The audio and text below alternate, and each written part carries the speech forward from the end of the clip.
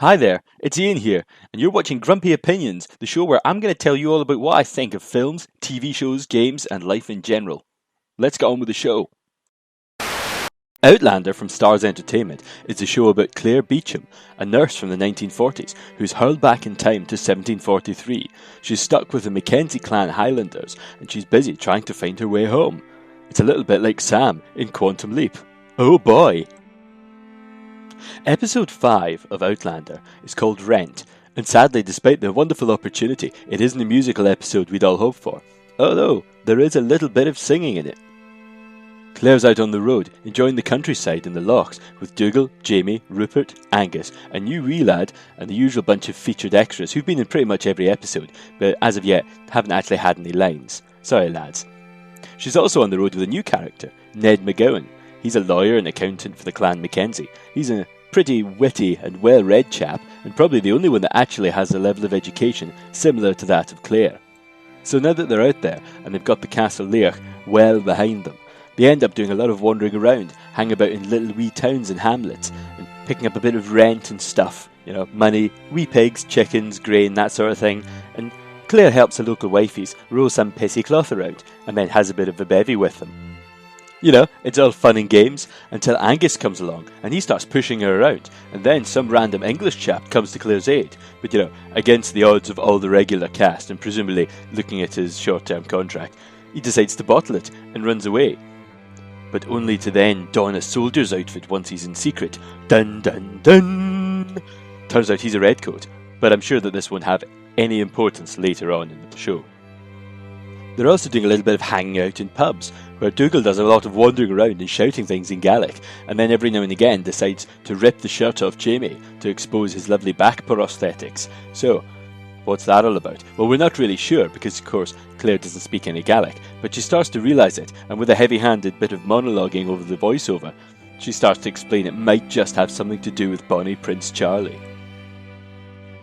Anyway, after some mumping about and some montages later, Claire ends up having a little bit of a tete-a-tete with Jamie, who's fallen asleep outside her door, but he's a little bit too shy to come inside the room because you see, that might sully her reputation, and Jamie's far too nice a guy to do that. Still, it's a good moment for Claire and Jamie to have a bit of a connection, especially since she's been feeling a bit like a fart in a spacesuit for the entire whole of this episode, seeing as she's stuck with a bunch of Highlanders, who generally exclude her from everything, give her nasty looks and keep calling her Sassenach all the time, and not in the nice way that Jamie does it, but in the kind of nasty, gruff way, which means they don't really like her that much.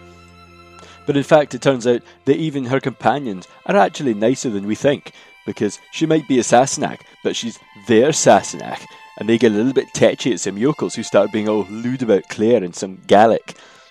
And after that, it's back to just being one of the lads, just like from the beginning, and she even has a smile for smelly wee Angus and a joke for Rupert. But just when things are going well, Claire manages to drop a hint to Ned that she actually knows a little bit about the Bonnie Prince Charlie business, and she tries to give a subtle warning that, they're gonna lose because she's from the future, so she knows these things. And then Dougal ends up confronting her at the side of the river, wants to know how much she knows, and boom! The wee English soldier from earlier up turns up with a whole bunch of his mates, and whatever will happen next, but who knows, because it's the end, and this is the show's very first proper cliffhanger. So what did I think of the show? Well, this is a completely new episode, completely different from everything we've had up until this. The fact that we've gotten out of Castle Leach seems to have somehow opened up and widened the whole production. Everyone seems so much more relaxed. Katrina Balfe seems just miles, leaps and bounds ahead of where she has been in the other episodes. She seems to have utterly relaxed into the role of Claire, and it's impossible almost at this point not to completely fall in love with her. I mean, you genuinely at this point really care about what happens to her. And not only that, you really care about what she thinks about the others, because there's evidently an emotional investment coming along. Now, whether that's just really good direction, really good writing, really good acting, or the fact that the entire cast and crew obviously know each other really well by now and actually get on.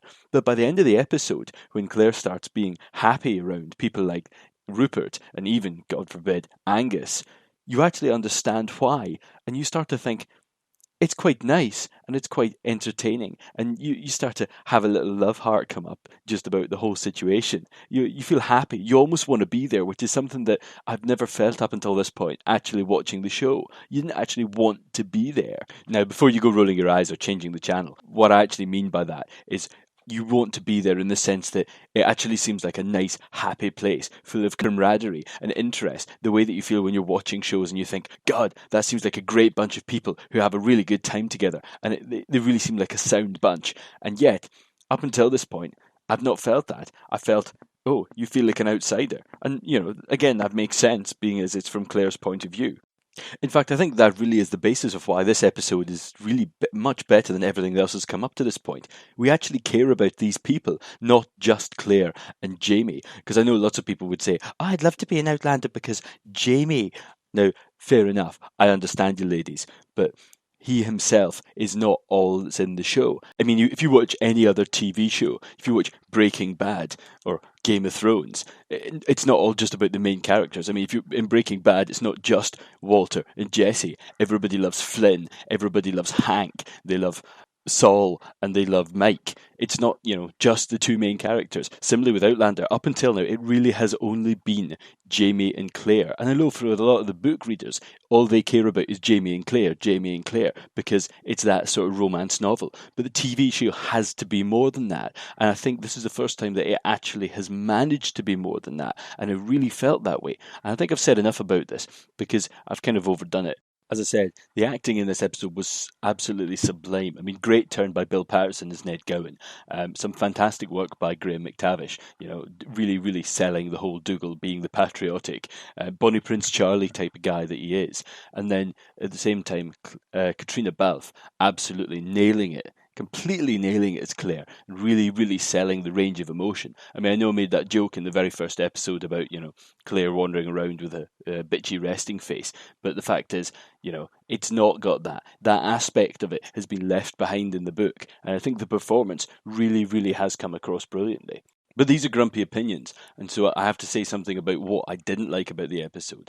And the one thing I will say is, yeah, they kind of fluff the fact that obviously they didn't have that much footage in all the different towns and in all the different pubs when they were doing the speeches, and the montages were a little bit iffy. I mean, to be honest, that's about the worst thing I can come up with about this show, because this episode was absolutely fantastic. Really loved it. Very, very little I can say about it.